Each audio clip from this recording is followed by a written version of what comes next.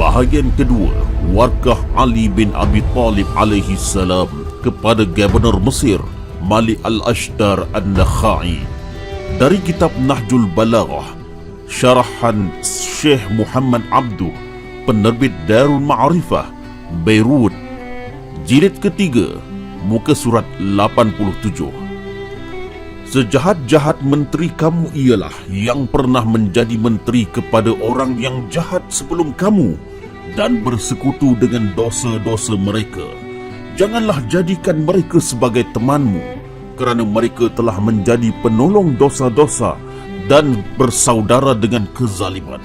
Sedangkan kamu boleh mencari pengganti terbaik daripada mereka, yang seperti mereka dalam menyatakan pendapat dan kemahiran. Tiadalah beban dosa di bahu mereka seperti di kalangan orang yang tidak membantu mereka yang zalim dalam penindasannya dan penjahat di dalam kejahatannya. Mereka amat kurang membebankan kamu, yang terbaik bagimu dalam pertolongan. Kemesraan mereka lebih banyak dan persahabatan mereka dengan orang lain amat kurang berbanding denganmu. Pilihlah mereka sebagai kepercayaanmu untuk rakan pribadi dan rakan dalam perhimpunan. Kemudian, jadikanlah pilihanmu itu daripada sekalian orang bercakap benar walaupun kebenaran itu pahit. Mereka amat kurang membantu perkara yang tidak disukai Allah untuk para walinya, sama ada selaras dengan hasratmu atau tidak.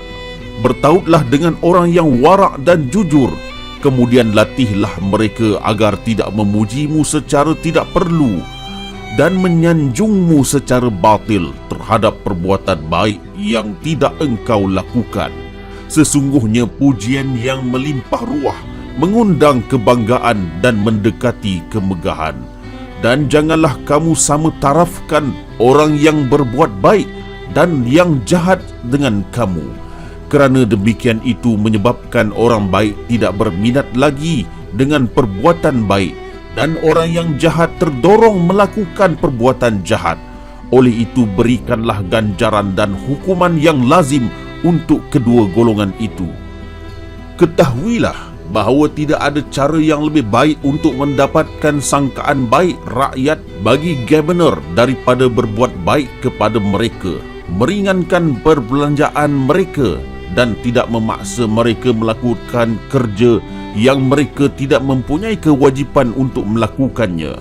Oleh itu dengan cara ini, berusaha keraslah untuk mendapatkan prasangka baik rakyatmu. Sesungguhnya sangkaan baik ini menghilangkan banyak keletihan dan penderitaan panjang daripada dirimu.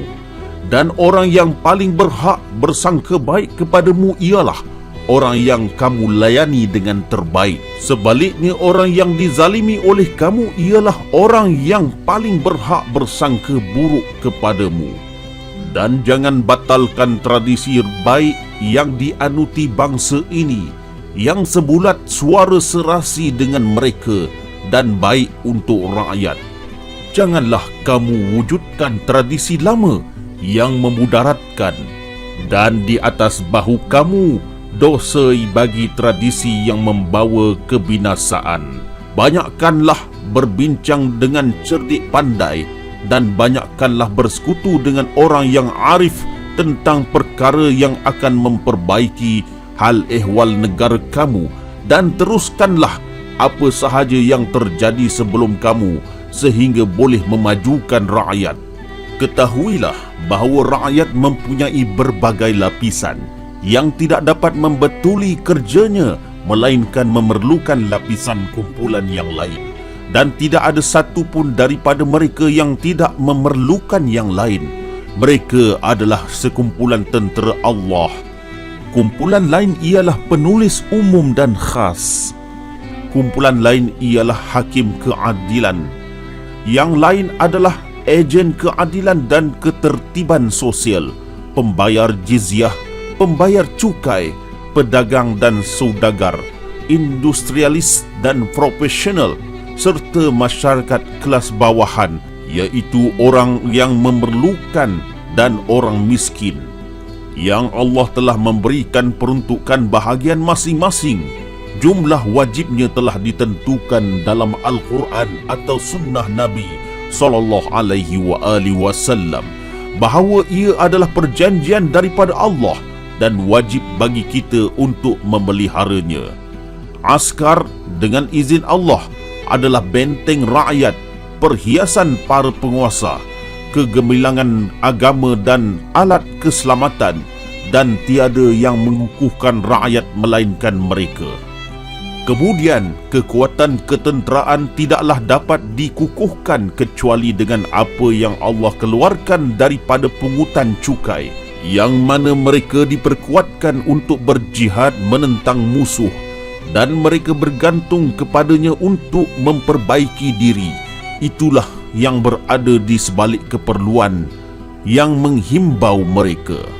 Kedua-dua kumpulan ini, iaitu askar dan pemungut cukai, tidak kukuh kecuali dengan kumpulan ketiga di kalangan hakim dan pegawai kerajaan, setiausaha dan akuntan yang diberi kepercayaan mengukuhkan kontrak urus niaga, mengutip cukai dan mencatat rekod urusan swasta dan awam. Semua kumpulan ini tidak dapat bertahan tanpa pedagang dan tukang.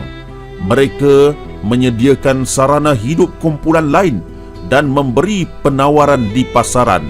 Sekumpulan daripada mereka membuat alat dengan tangan sendiri yang tidak mampu dihasilkan oleh orang lain.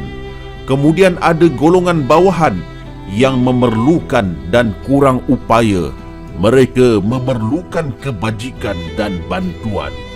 Pada Allah ada kelimpahan untuk setiap orang, dan setiap orang mempunyai hak ke atas gubernur sejauh mana ia layak.